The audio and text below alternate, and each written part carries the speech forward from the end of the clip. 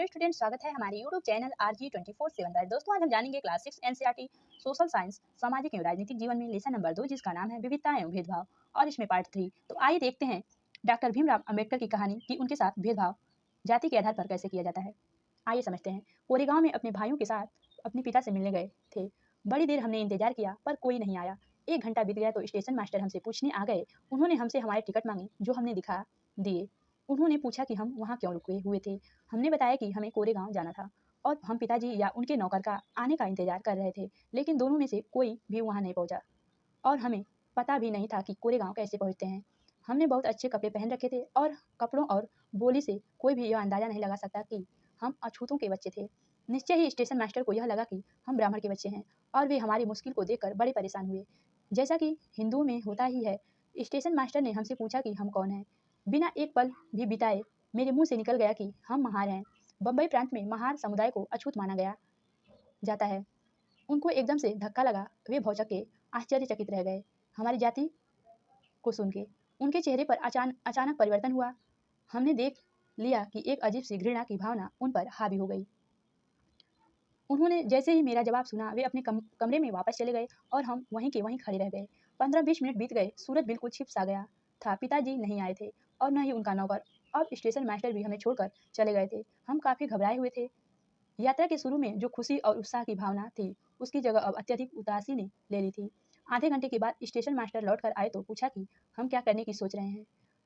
हमने कहा कि अगर हमें किराए पर एक बैलगाड़ी मिल जाती तो हम कोरेगांव जा सकते थे। अगर कोरेगांव ज़्यादा दूर नहीं है तो हम फ़ौरन निकलना चाहते थे। डॉक्टर अंबेडकर ने स्टेशन मास्टर से ये बात कही।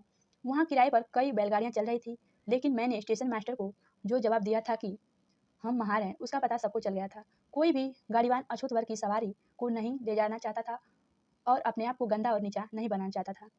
हम दुगुना किराया देने को भी तैयार थे, पर हमें एहसास हुआ कि बात पैसे से नहीं बन सकती थी। स्टेशन मास्टर ने जो हमारे लिए गाड़ीवानों से मोल तोड़ कर रहे थे, चुपचाप वो खड़े हो गए।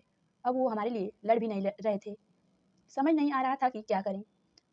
स्रोत doctor Bhimrao Ambedkar, writing speech, खंड 12, संपादन वसंत मून, बम्बई, शिक्षा विभाग, महाराष्ट्र सरकार। आइए देखते हैं कुछ टिप्पणी। बच्चे पैसा देने को भी तैयार थे, फिर भी गाड़ीवानों ने उन्हें ले जाने से मना कर दिया। क्यों? आपको अपने शब्दों में बताना है कि उनके साथ किस तरह भेदभाव किया गया। स्टेशन पर लोगों ने डॉक्टर अंबेडकर और उनके भाइयों के साथ कैसे भेदभाव किया। महार होने का पता चलने पर स्टेशन मास्टर की जो प्रतिक्रिया हुई थी, उसे देखकर बचपन में अंबेडकर को कैसा लगा होगा। अपने शब्दों में आपको वर्णन करना है। क्या आपको कभी अपने प्रति लोगों के पूर्वाग्रह का अनुभव हुआ है या अपने दूसरों के प्रति भेदभाव भरे व्यवहार को देखा है? उससे आपको कैसा महसूस हुआ? आपको ये बताना है। आइए देखते हैं आगे। कल्पना करके देखिए कि यह कितना मुश्किल होगा अगर लोगों को एक जगह से दूसरी जगह जाने न दिया जाए। यह कितना अपमानजनक और दुखदायी होगा अगर लोग आपसे दूर दूर रहें, आपको छूने से मना करें और आपको पानी न पीने दें। यह छोटी सी घटना दिखाती है कि कैसे गाड़ी से एक जगह से दूसरी जगह जाने के साधारण काम की सुविधा भी इन बच्चों के पास नहीं थी, जबकि यह पैसा दे सकते थे। स्टेशन के सभी गाड़ीवानों ने बच्चों को ले जाने से मना कर दिया क्योंकि वो अछूत जाति के थे। उन्होंने बच्चों के साथ भेदभाव भरा व्यवहार किया।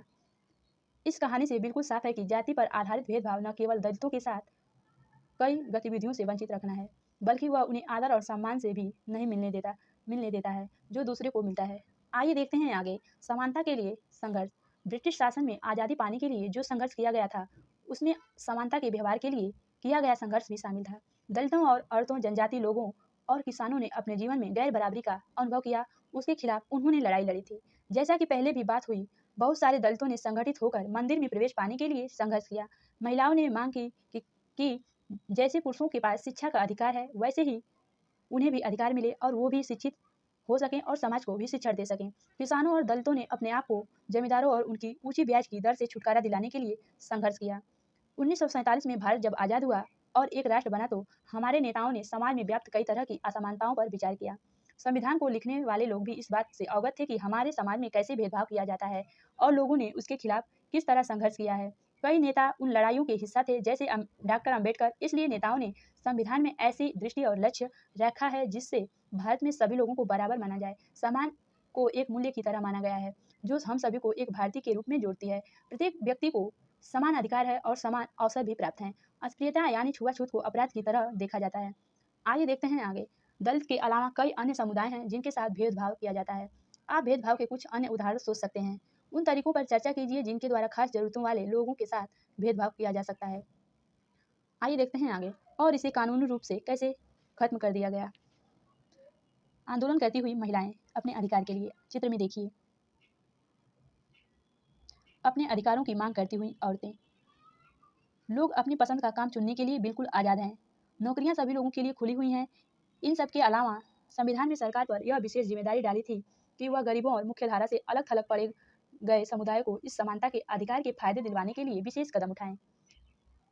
चित्र में देखिए, संविधान निर्माण में समिति के कुछ सदस्य।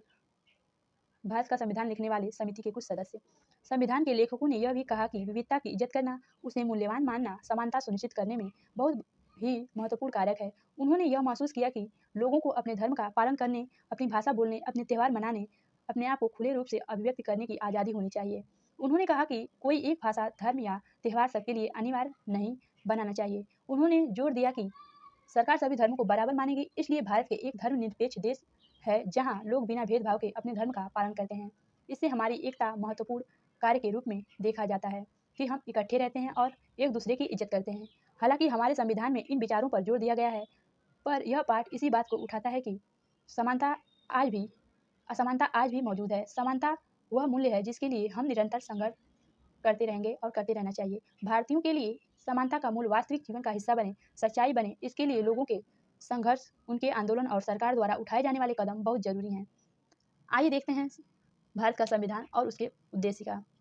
हम भारत के लोग भारत को एक संपूर्ण प्रभुत्व संपन्न समाजवादी पथ निरपेक्ष लोकतांत्रिक गणराज्य बनाने के लिए तथा उसके समस्त नागरिकों को सामाजिक, आर्थिक और राजनैतिक न्याय, विचार, अभिव्यक्त विश्वास और उपासना की स्वतंत्रता, प्रतिष्ठा और अवसर की समानता प्राप्त कराने के लिए तथा उन सब में व्यक्ति की गरिमा और राष्ट्र की एकता और अखंडता सुनिश्चित करने वाली प्रभुत्ता बढ़ाने के लिए दृढ़ संकल्प होकर अपने इस संविधान सभा में आज तारीख 26 नवंबर सन 1949 ईस्वी को एकत्व द्वारा इस संविधान सभा को अंगीकृत, अधिनियमित और आत्मसमर्पित करते हैं।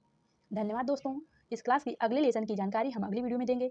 अगर वीडियो पसंद आएगी तो लाइक, शेयर, सब्सक्राइब, कमेंट करके जरूर बताइएगा। तब तक के लिए धन्यवाद। जय हिंद, जय भारत।